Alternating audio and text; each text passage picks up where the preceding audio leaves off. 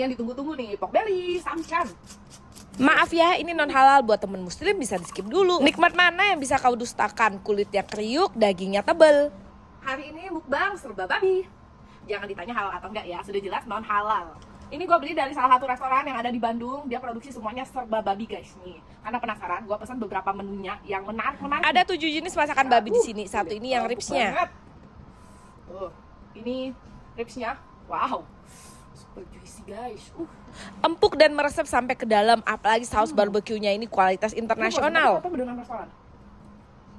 Hai pork belly. Nah, ini bikin kalap deh makannya, kayak bacon tapi kriuk. Isi lemaknya tuh masih enak. Makannya pakai nasi nih enak. Ini namanya gareng. Kayak yang digoreng dan udah dimarinasi, ini juga empuk banget. Cuma digoreng doang tapi bisa juicy banget ya. Satu jenis masakan babi dengan babi yang lain tuh ya beda rasanya. Jadi bumbunya tuh kayak berbeda-beda. Mereka juga punya banyak menu